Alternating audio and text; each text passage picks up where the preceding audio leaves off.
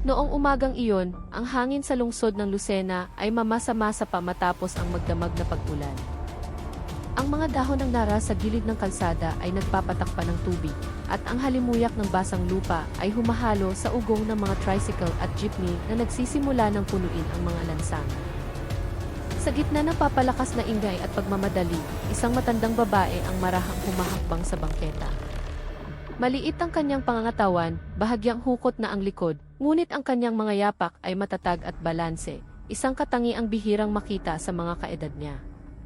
Ang pangalan niya ay Elena Reyes, 72 taong gulang. Bagamat may katandaan na, ang bawat kilos niya ay nagpapahiwatig na hindi siya isang pangkaraniwang lola. Simula nang pumanaw ang kanyang asawa 5 taon na ang nakalilipas, mag-isa na lamang siyang naninirahan sa isang simpleng bahay na pamana ng kanyang mga magulang sa kalye Sampaguita. Balak niyang magtungo sa palengke sa araw na iyon upang bumili ng ilang sangkap para sa kanyang pananghalian. Isang bayong na hinabi mula sa dahon ng buri ang nakasabit sa kanyang braso. Ngunit, ang paglalakbay na dapat sana ay tahimik ay biglang nagbago nang dumaan siya sa isang malaking interseksyon malapit sa Lucena Grand Central Terminal. Ang kapaligiran doon ay hindi kasing abal ng karaniwan. 2 pulis trapiko ang nakatayo sa gilid ng daan, kumpleto sa kanilang reflective vest at sombrero. Kapwa sila abala sa paghinto ng ilang sasakyan, ngunit ang eksena ay hindi mukhang opisyal na checkpoint. Walang karatula ng key police checkpoint, walang nakaparadang patrol car, at ang pinakakapansin-pansin, ang kanilang mga ekspresyon ay tila may ibang hinahanap. Bahagyang kumunot ang noo ni Lola Elena. Marahil ay nanghihingi lang ng lisensya at rehistro, bulong niya sa sarili. Nagpatuloy siya sa paglalakad, bahagyang nakayuko habang inaalalayan ang kanyang bayong. Ngunit bigla, isang malakas na sigaw ang pumigil sa kanyang mga hakbang. Hoy, Al! Al! Dito ka muna. Ang isa sa mga pulis, na nasa mga 35 taong gulang, ay lumapit sa kanya na maisalubong ng mga kilay at mataas na tono ng boses. Ang number plate niya ay may nakasulat na Patrolman Garcia. Tumawid kayo na wala sa tamang tawiran, Lola. Labag po yan sa batas trapiko. May multa po kayo. Dahan-dahang itinaas ni Lola Elena ang kanyang mukha. Ang kanyang mga mata, bagamat may edad na, ay matalas ngunit kalmado. Tumawid ako sa gilid ng daan, iho. Walang pedestrian lane doon. At saka, nakita kong malayo pa ang mga sasakyan. Mahinahon niyang sagot. Bahagyang umismid ang pulis, halatang hindi nagustuhan na sinasagot siya. Paglabag pa rin yon, La. Ang multa niyan ay 2,000 piso. Bayaran niyo na ngayon.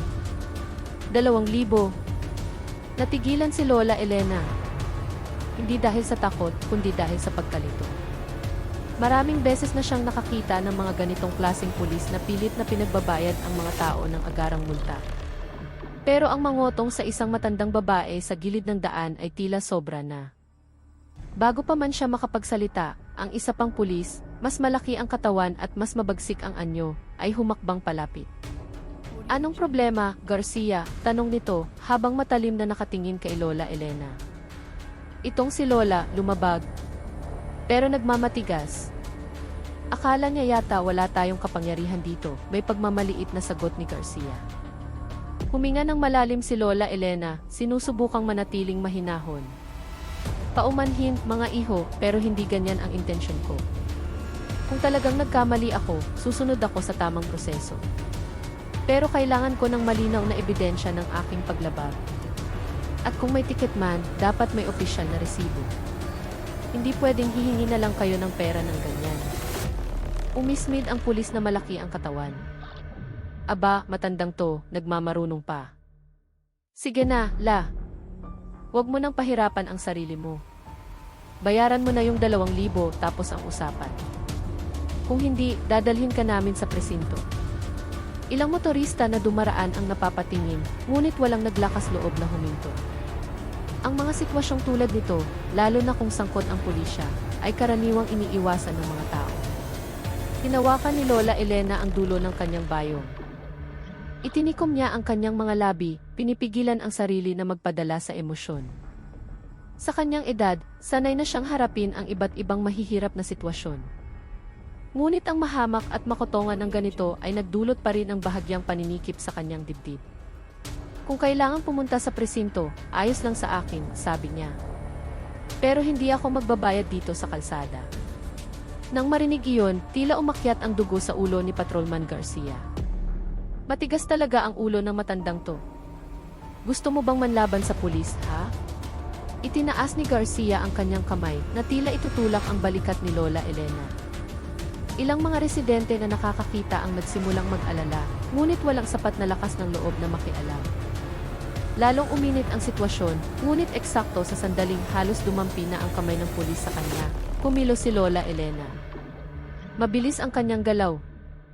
Masyadong mabilis para sa isang 72 taong gulang na lola.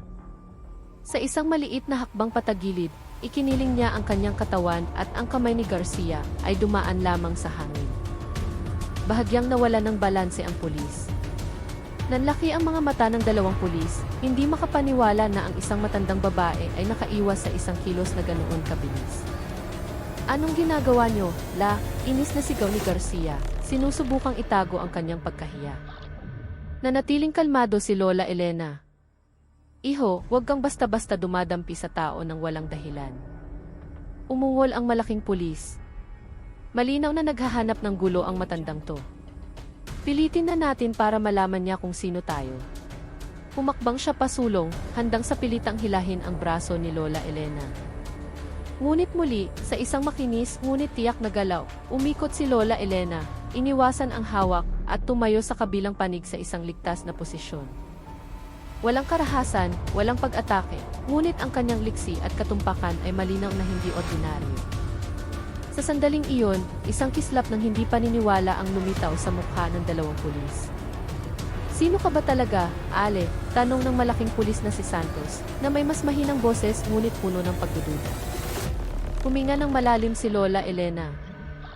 Isa lang akong ordinaryong mamamayan, pero hindi ko rin gusto na tratuhin na parang kriminal. Si Garcia, na 2 beses nang napahiya, ay tuluyan ng nawala ng pasensya. Sige, kung ayaw mong magbayad, tatawagin ko ang mga kasama namin. Huwag kang tatakas, La. Kinuha niya ang radyo sa kanyang balikat. Ngunit tango, pumunta kayo sa kanto ng Grand Terminal. May mamamayang nanlalaban. Ang mga salitang iyon ay lalong nagdulot ng pag-aalala sa ilang nakakakita. Manlalaban? Gayong ang matanda ay walang ginawa kundi umiwas sa masamang trato. Samantala, si Lola Elena ay nanatiling nakatayo ng tuwid. Ang kanyang mga mata ay nagmamasid sa sitwasyon na may hindi pangkaraniwang kahinahunan. Sa kanyang puso, pagod na talaga siya. Ang kanyang katawan ay hindi na kasing lakas ng dati, ngunit ang disiplina at likas na kaalaman na hinubog ng 10 taon ay naroon pa rin. Ilang minuto lang, 2 pang pulis ang dumating. Ang isa ay may hawak na cellphone, na tila handang i-video si Lola Elena para idiin siya. Nasaan yung sinasabi nyo? Itong Lola, tanong ng isa sa kanila. Itinuro ni Garcia si Lola Elena ng may kumpiyansa. Opo, sir. Itong matandang to, nanlalaban sa otoridad, ayaw magbayad ng multa at nagtangkang tumakas. Bahagyang yumuko si Lola Elena, hindi dahil sa takot, kundi dahil sa paggalang na nakasanayan niya sa buong buhay niya. Nagsalita siya ng mahinahon, ipinaliwanag ang buong pangyayari ng hindi nagtataas ng boses. Ngunit ang tugon ng mga bagong dating na pulis ay mapang-uyang. Narinig ko may nanlalaban daw. Alam niyo ba, La, na ang panlalaban sa pulis ay may kasong kriminal? Bahagyang itinaas ni Lola Elena ang kanyang mukha. Nagbago ang kanyang tingin, hindi galit kundi matatag. Mga iho, matanda na ako. Hindi ako nanlalaban pero hindi rin ako tanga. Kung gusto ninyong gawin ang trabaho ninyo, gawin ninyo ayon sa batas. Huwag kayong mangikil ng kapwa ninyo. Umismid ang isa sa mga pulis. Nagmamarunong pa. At nang walang malinaw na babala, ang malaking pulis na si Santos ay muling humakbang pasulong, balak agawin ang bayong ni Lola Elena. Ang mga tao sa paligid ay nagsimulang magbulungan. Uy, wag namang bastos. Matanda na yan. Ngunit walang pakialam ang pulis. Tumaas na ang kanyang emosyon. Nang tangkain niyang abutin ang bayong, sa 1 kilos na mabilis, diretsyo, at tumpak, Ipinihit ni Lola Elena ang kanyang pulso. Hinawakan ang kamay ng pulis mula sa labas at, nang walang labis na puwersa, ay nilock ang kasukasuan ng lalaki sa isang posisyon na hindi ito makagalaw. Napasinghap ang pulis. Ang kanyang malalaking kalamnan ay naging walang silbi nang ang sentro ng kanyang balanse ay makontrol ng isang napakasanay na teknik. Isang matinding kirot ang mabilis na dumaloy mula sa kanyang balikat hanggang siko. Aray! Aray, bitiwan niyo po ako, la. Masakit, masakit. Napigil ng mga taong nakapaligid ang kanilang paghila. Lahat ng pulis na naroroon ay natigilan. Ang kilos na iyon ay hindi kilos ng isang karaniwang tao.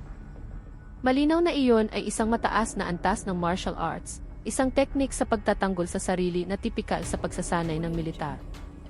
Nang bitawan niya ang hawak, huminga ng malalim si Lola Elena. Ang tingin sa kanyang mga mata ay nagbago mula sa pagiging mahinahon tungo sa pagiging animoy bakal. Sa isang mahinang boses ngunit malinaw, sinabi niya, "Hindi ako naghahanap ng gulo.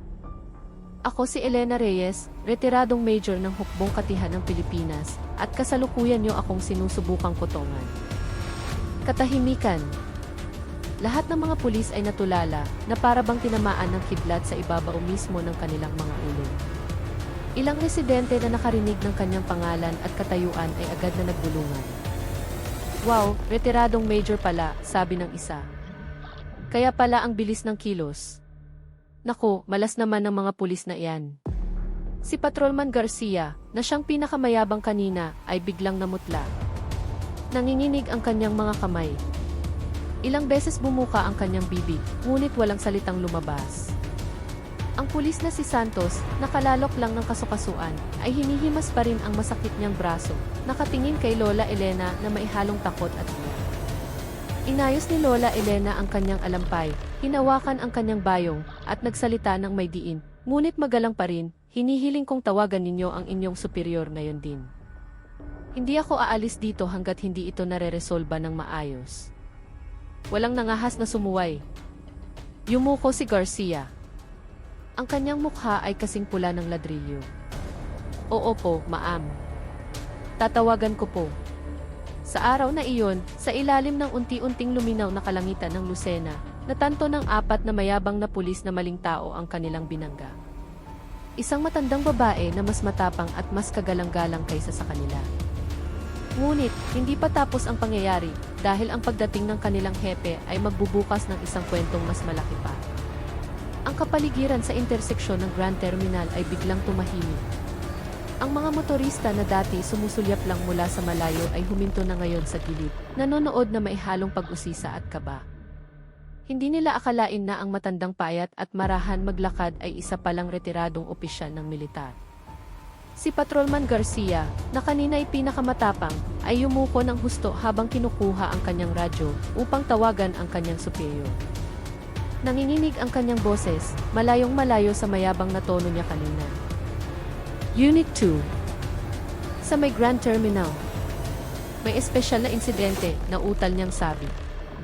Hindi nagtagal, isang mahinang sirena ang narinig mula sa malayo. Isang putit-asul na patrol car ang marahang pumarada sa lokasyon. Mula rito ay bumaba ang isang lalaking nasa mga 50 taong gulang, maayos ang uniforme at may ranggong police captain sa kanyang balikat. Ang kanyang mukha ay seryoso ngunit walang bahid ng kayabangan. Siya si Captain David De Leon, ang direktang hepe ng mga pulis na iyon. Pagbaba pa lang niya ng sasakyan, agad niyang nakita ang nagkukumpulang tao at ang kanyang mga tauhan na balisa. Pagkatapos, napako ang kanyang tingin sa isang matandang babae na nakatayo ng tuwid, suot ang kanyang alampay. Kalmado ang kanyang mukha, ngunit matatag ang kanyang mga mata. "Anong nangyayari dito?" tanong ni Captain De Leon sa mabigat na boses.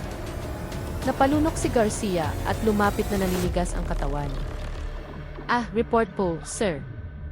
Itong matanda. Nanlaban sa mga pulis, tumangging magbayad ng multa at inatake kami.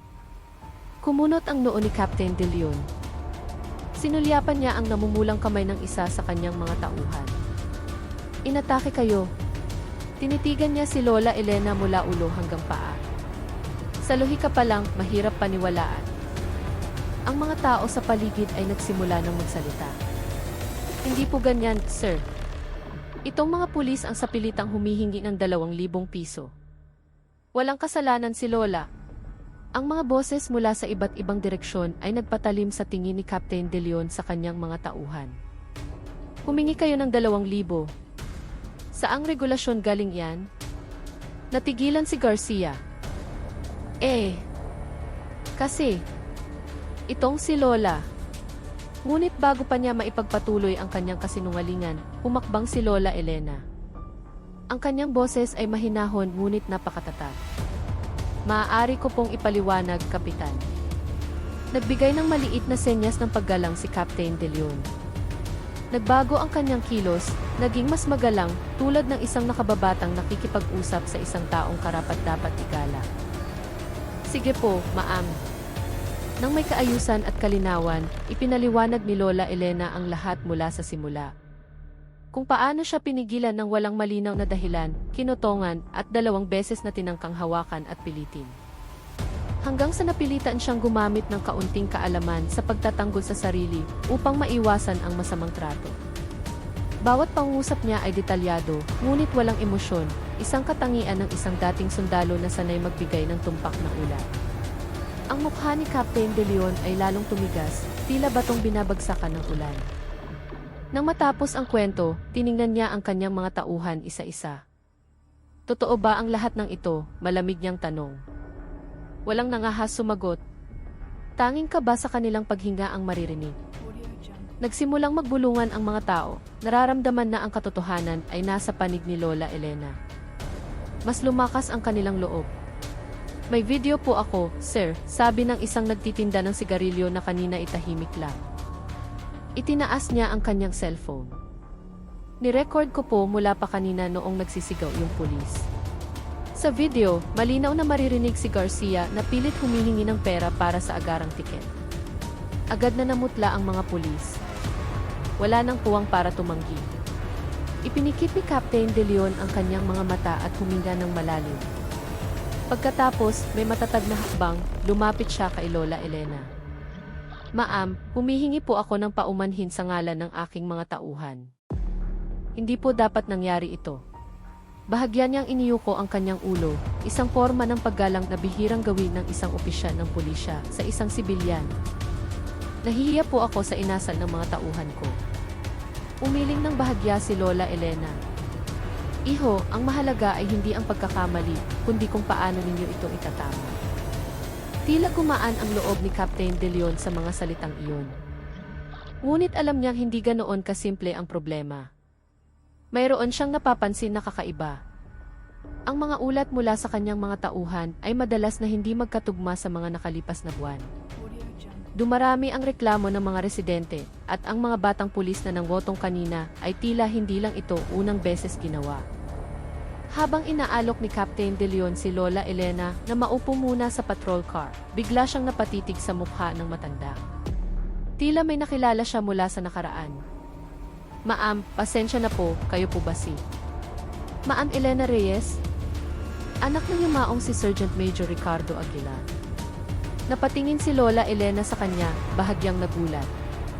Lumambot ang kanyang mga mata. Kilala mo ang tatay ko? Agad na tumayo ng tuwid si Captain De Leon.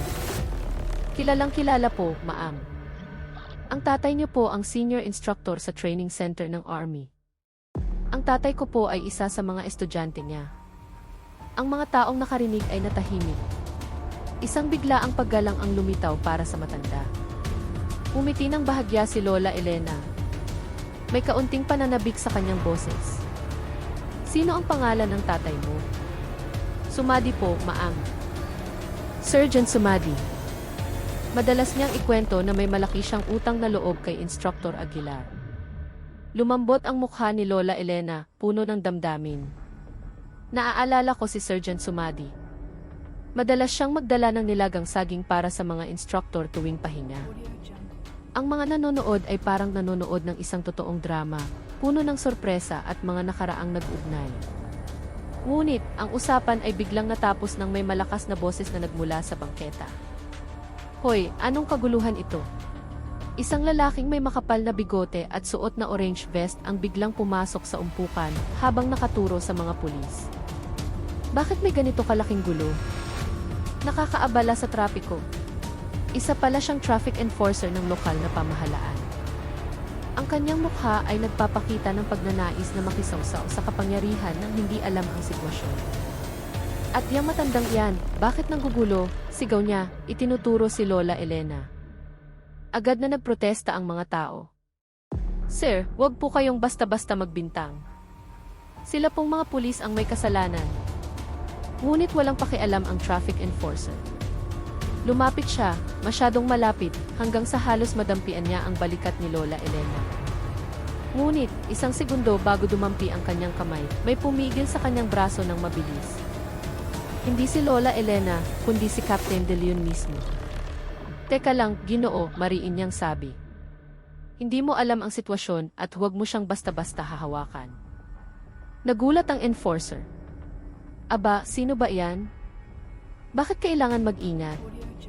Tiningnan siya ng matalim ni Captain De Leon at sinabi ng malinaw, malakas, para marinig ng lahat, siya ay isang retiradong major ng hukbong katihan ng Pilipinas at anak ng maalamat na instruktor ng ang yumaong si Sergeant Major Ricardo Aguilar. Umugong ang bulungan ng mga tao. Ang enforcer ay biglang namutla at umatras ng isang hakbang habang awkward na yumuyuko. Pasensya na po, ma'am, hindi ko po alam. Huminga ng malalim si Lola Elena. Hindi ko kailangan ng respeto dahil sa nakaraan ko. Ang gusto ko lang ay tratuhin ng tama. Yun lang.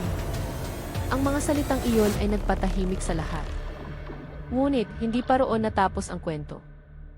Habang sinusubukan ni Captain De Leon na pakalmahin ang sitwasyon sa pamamagitan ng pag-aanyaya sa mga tao na umalis na, isang binata na naka-jacket ng ride-hailing service ang lumapit mula sa umpukan. Ma'am, kung pwede pong magtanong, paano niyo po nagagawang kumilos ng ganoon kabilis? Nasa 70 na po kayo. Umiti si Lola Elena. Pagsasanay, iho. Hindi para makipag-away, kundi para protektahan ang sarili. Ang sundalo ay sinasanay na harapin ang anumang sitwasyon, pero tinuturuan din na ang pinakamahalagang lakas ay hindi nasa kalamnan, kundi nasa kahinahunan. Ang mga salitang iyon ay napakahulugan, kaya't ilang residente ang napatango. Sa kabilang banda, ang mga mukha ng mga batang pulis ay lalong nag-aalala. Nalaman nila kung gaano kalaki ang problemang kanilang haharapin. Hindi lang ito tungkol sa pangungutong, kundi sa pagpapahiya sa isang retiradong opisyal at pag-abuso sa kanilang posisyon. Hindi nagtagal, isang itim na sasakyan na may plakang panggobyerno ang lumapit. Mula rito ay bumaba ang isang lalaking may ranggong Police Lieutenant Colonel, mas mataas kay Captain De Leon. Lalo pang na-curious ang mga tao. Mabilis na lumapit ang opisyal kay Lola Elena at sumaludo. Paumanhin po, ma'am. Nakatanggap na po kami ng ulat mula sa mga residente at kay Captain De Leon. Nais po sana naming imbitahan kayo sa presinto, hindi po para imbestigahan, kundi para masiguro ang opisyal na resolusyon at mabigyan kayo ng proteksyon. Tumango si Lola Elena. Sige, basta't lahat ay gagawin ng may katapatan. Bago sumakay sa sasakyan, tiningnan niya ang 4 na batang pulis na nangharas sa kanya. Ang kanilang mga mukha ay parang walang dugo. Sa isang mahinahon, ngunit may otoridad na boses, sinabi niya, hindi ako naghahanap ng parusa para sa inyo, pero ang ginawa ninyo ay kahiyahiya para sa unipormeng suot ninyo. Tandaan ninyo, hindi ang uniforme ang nagbibigay ng karangalan. Ang pag-uugali ninyo ang nagtatakda noon. Ang mga salitang iyon ay tumama sa kanilang mga puso ng mas malakas pa kaysa sa isang sampal. Ang mga tao ay pumalakpak ng mahina, isang forma ng suporta sa paninindigan ng matanda. Habang umaandar ang sasakyan, maraming residente ang kumaway. Ingat po, Nay. Laban lang po, Lola. Ipakita niyo ang katotohanan. Tumango si Lola Elena habang nakangiti. Ngunit sa kanyang puso, alam niya ang isang bagay. Simula pa lang ito. Sa likod ng maliit na kaso ng pangungutong na ito, ay amoy ng mas malaking kabulukan sa kanilang unit. At lahat ng ito ay malalantad sa tamang panahon. Marahang umandar ang sasakyan ng pulis patungo sa himpilan ng pulisya ng Lucena. Sa buong biyahe, tahimik na nakaupo si Lola Elena sa likod kasama si Captain De Leon. Sa labas, ang mga taong nakasaksi sa insidente ay unti-unting nagsialisan, ngunit ang ilan ay nagvideo pa rin at nagpapadala ng suporta sa matanda. Sa loob ng sasakyan, nakatingin si Lola Elena sa bintana, pinagmamasdan ang mga kalyeng nagsisimula ng maging abala. Ang kanyang puting buhok ay bahagyang gumagalaw dahil sa aircon, ngunit ang kanyang tingin ay nananatiling matalas. Hindi siya ang tipo ng taong madaling mataranta. Kahit may edad na, ang kanyang pag-iisip ay pag-iisip pa rin ng isang kawal. Ilang beses siyang sinulyapan ni Captain De Leon bago sa wakas ay nagsalita. "Ma'am, muli po, humihingi ako ng paumanhin. Nahihiya po talaga ako sa inasal ng mga tauhan ko." Umiti ng bahagya at may karunungan si Lola Elena. "Iho, ang mahalaga ay hindi ang pagkakamali, kundi kung paano ninyo ito itatama." Ang mga salitang iyon ay tila nagpakalma sa puso ni Captain De Leon. Ngunit alam niyang hindi ganoon kasimple ang problemang ito. Nang makarating sila, ang kapaligiran sa presinto ay tila iba sa karaniwan. Ilang pulis ang nagtatakang tumingin nang makita ang isang matandang babae na bumaba kasama si Captain De Leon at ang Lieutenant Colonel na sumundo kanina. Hindi nila alam na ang babaeng iyon ay isang retiradong opisyal ng militar at magiging simula ng pagbabago para sa kanilang unit. Sa loob ng opisina ng hepe ng pulisya, si Lieutenant Colonel Javier Mendoza, isang lalaking may seryosong mukha, ngunit bakas ang pagod, ay inanyayahan si Lola Elena na maupo sa silya ng bisita. Inutusan niya ang dalawang tauhan na magdala ng tubig at mainit na tsaa. "Maupo po kayo, ma'am. Sana po ay hindi kayo naabala sa pagpunta rito," magalang niyang sabi. "Ayos lang, iho. Sanay na akong humarap sa mga ganitong bagay," sagot ni Lola Elena na may bahagyang ngiti. Hindi nagtagal, ipinatawag ni Colonel Mendoza ang 4 na pulis na sangkot, sina Patrolman Garcia, Patrolman Santos, at ang 2 pa. Pumasok sila na may maputlang mga mukha, parang mga estudyanteng nahuling nandadaya sa pagsusulit. Tinitigan sila ni Colonel Mendoza ng matagal, napakatagal, na nagdulot ng tensyon sa silid. "May gusto bang magpaliwanag bago ako magsalita?" Walang ni isa ang umimik. Nagtatanong ako ng maayos. "May gusto bang magpaliwanag?" muli niyang ulit. Katahimikan. Sa huli, humakbang si Captain De Leon at iniabot ang video recording mula sa isang residente na nagpapakita ng pangungoto. Tahimik na pinanood ni Colonel Mendoza ang recording sa loob ng halos 1 minuto. Bawat segundo ng video ay lalong nagpapatigas sa kanyang mukha. Nang matapos ang video, tiningnan niya sila na may pulang mukha sa pinipigilang galit. "Mga pulis ba talaga kayo o mga preman na nakauniforme?" bigla niyang sigaw. Agad na yumuko si Garcia, nanginginig ang buong katawan. "Sir, pasensya na po." "Manahimik ka," sigaw ni Colonel Mendoza. "Dinungisan ninyo ang institusyon. Pangungotong sa kalye. 2,000. Akala niyo badyahin ang mga mamamayan?" Hinampas niya ang mesa ng malakas hanggang sa umalog ang tasa ng tsaa. Maging si Lola Elena ay bahagyang nagulat. Ngunit ang galit na iyon ay hindi galit na walang dahilan. Iyon ay galit ng isang taong tunay na nadismaya. Pagkatapos ay tumingin siya kay Lola Elena na nananatiling kalmadong nakaupo. "Ma'am, labis po akong nahihiya na nangyari ito sa aking nasasakupan. Tinitiyak ko po sa inyo na magkakaroon ng mahigpit na aksyon." Tumango si Lola Elena. "Naniniwala ako, iho. Pero may tanong ako." "Sige po." Tiningnan ni Lola Elena ang mga batang pulis at pagkatapos ay bumalik ang tingin kay Colonel Mendoza. Bakit sila naglakas loob na mangotong ng harapan? Ito ba ay unang beses lang o madalas na at pakiramdam nila ay hindi sila mahuhuli? Ang tanong na iyon ay tumama sa silid na parang martilyo. Yumuko si Captain De Leon. Huminga ng malalim si Colonel Mendoza. "Iyan din po ang iniisip ko, ma'am." Pagkatapos ay ibinaling niya ang kanyang tingin sa mga batang pulis. "Kaninong utos to? Sino ang nagpoprotekta sa inyo?" Walang sumasagot. Tanging ang mga mata ni Garcia ang mabilis na kumukurap. Ang takot niya ay hindi dahil sa banta ng kanyang hepe, kundi dahil may mas malaking bagay na pumipigil sa kanya. Si Lola Elena, na dekada nang nasa mundo ng militar, ay naiintindihan ang mga senyales na iyon. Bahagya siyang yumuko at nagtanong sa isang mahinahon ngunit matalim na boses. Mga iho, ang hepe niyo ba ang nag-utos? O may iba pa? Kinagat ni Garcia ang kanyang labi. Pinagpawisan ang kanyang leg. Pagkatapos, dahan-dahan, napakabagal, umiling siya. Hindi po, ma'am. Hindi po direktang hepe. Pero hindi kami makatanggi, dugtong ng malaking pulis na si Santos. Kung tatanggi kami, baka malipat kami ng destino kinagabihan. Tiningnan sila ng matalim ni Colonel Mendoza. Sino? Sabihin niyo ngayon. Sa wakas ay lumunok si Garcia at mahinang umamin. Utos po mula sa hepe ng Investigation Unit. Si Major Victor Cruz. Ang silid ay biglang tumahimik na parang sementeryo. Ang pangalang iyon ay isang malaking pangalan sa presinto. Ang hepe ng Investigation Unit, makapangyarihan, iginagalang, at bihirang kwestiyonin ang trabaho. Tila nasaktan si Captain De Leon. Kaya pala, kasama rin si Major sa larong ito. Tumango si Garcia. Tumatanggap lang po kami ng parte sa Tara, sir. Kung hindi kami magre-remit, tinatakot kami.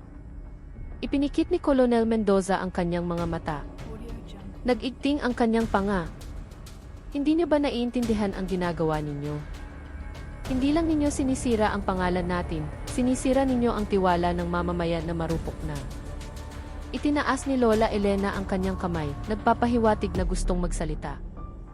Maaari ba akong magtanong ng isa pa? Tumango si Colonel Mendoza. Sa mga panahong nangungutong kayo, mayroon ba kayong kota? Yumuko si Garcia at mahinang sumagot. Mayroon po, ma'am. Sa isang araw, kailangan pong makaremit ng hindi bababa sa 10,000 piso. Diyos ko, napahampas sa mesa si Captain De Leon. Huminga ng malalim si Lola Elena. Hindi na ito usapin ng kawalang galang. Ito ay isang uri na ng struktural na katiwalian. Ang mga salitang iyon ay nagpatahimik sa lahat. At sa sandaling iyon, ang pinto ng opisina ay malakas na kumatok. Isang pulis na may mas mataas na ranggo ang pumasok na may mabilis na hakbang at madilim na mukha. Siya ang hepe ng Investigation Unit na nabanggit kanina, si Major Victor Cruz. Sa isang matalim na tingin, agad siyang nagsalita, anong meron dito? Bakit ninyo tinitipon ang mga tauhan ko nang wala akong pahintulot? Matigas. Mabagsik. Walang bahid ng pagkakasala. Hindi niya alam na ang buong silid ay alam na ang kanyang pangalan ay kasama sa pag-amin ng pangungutong. Tumayo si Colonel Mendoza. Major Cruz, kailangan nating mag-usap. Umismid si Major Cruz. Mag-usap tungkol saan? Mayroon akong importanteng inaasikaso. Iyon mismo ang problema, malamig na sabi ni Colonel Mendoza. Masyadong importante ang mga inaasikaso mo, kaya ang mga tauhan mo ay nasasangkot na sa pangungutong at pangingikil sa kalye. Tiningnan siya ng matalim ni Major Cruz.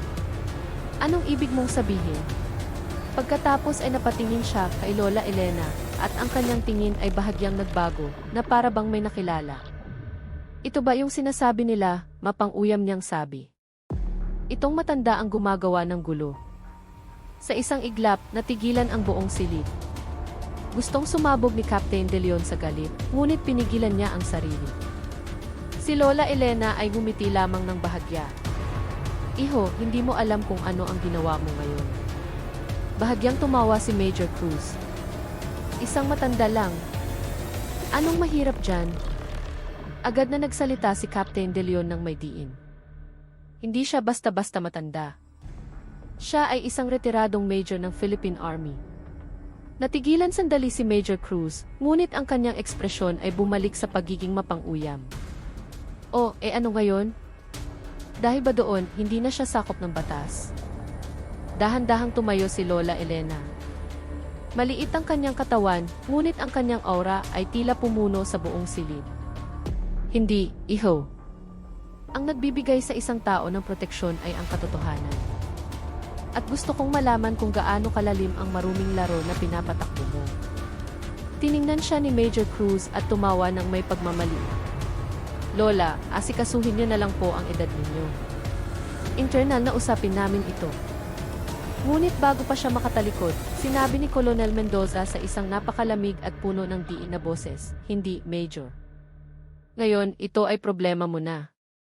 Nagbago ang mukha ni Major Cruz. Tama si Lola Elena, isang malaking hidwaan ang kasisimula pa lang, at ang malalantad pagkatapos nito ay mas malalim pa kaysa sa simpleng pangungutong ng 2,000 piso. Lumipas ang mga araw na puno ng tensyon at masusing investigasyon ng Internal Affairs Service.